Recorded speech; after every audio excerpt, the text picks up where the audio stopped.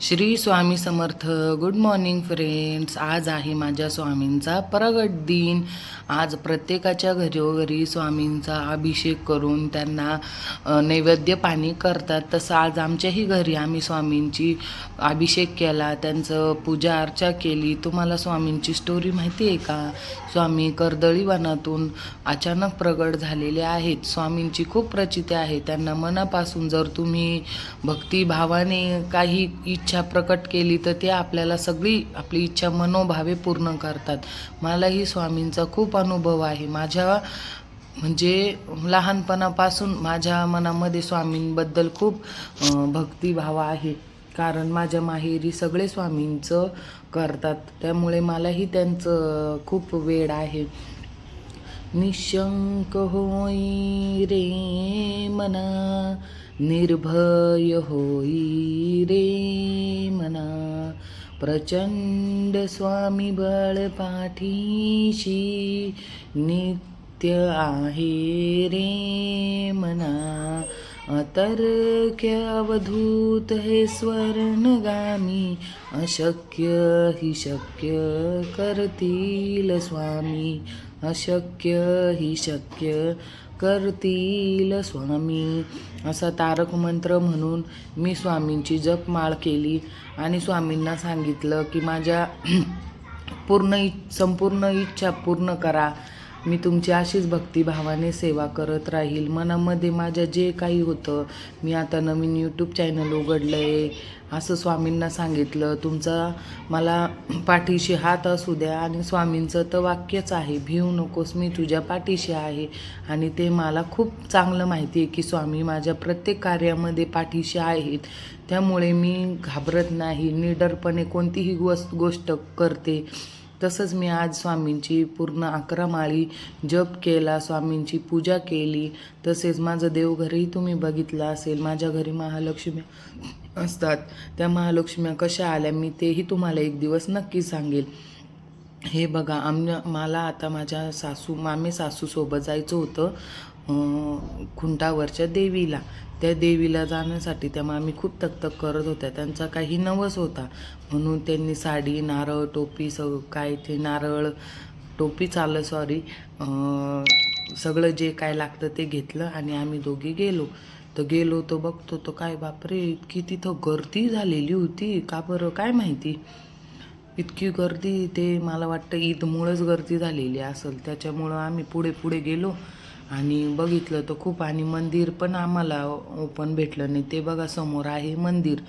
ह्या देवीची ही एक कहाणी आहे. ही देवी खूप वर्षापासूनची जुनी आहे. बहुतेक 100 वर्ष झालेले असावे त्या देवीला. आणि ती देवी खुटावरची देवी म्हणून ओळखली जाते. ईद असल्यामुळे पोलिसांचाही खूप सारा बंदोबस्त होता. हे बघा, हे आहे मंदिर देवीचं. त्या देवीला बघता क्षणीच असे अंगावर काटे आले ना, की बस त्या मामीची काय इच्छा असेल त्यांनी काय आम्हाला सांगितलं नाही, पण मग त्यांनी ते पूजा वगैरे केली, ओटीचं सामान दिलं. ही बघा देवी. सर्व मंगल मांगल्ये शिवे सर्वार्थ साधिके, शरण्ये त्र्यंबके गौरी नारायणी नमोस्तुते. इकडे या आजूबाजूला लोक दिसत आहे का? आपले कोणतेच लोक दिसत नाही, पण त्यांचीच गर्दी, कारण सण असल्यामुळे.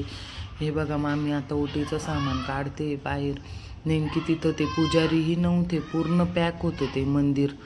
खूप म्हणजे असं वाईट वाटलं, पण आता काय करणार आहे, तिथं कोणी नसल्यामुळं ते करावंच लागलं पूजा आम्हाला.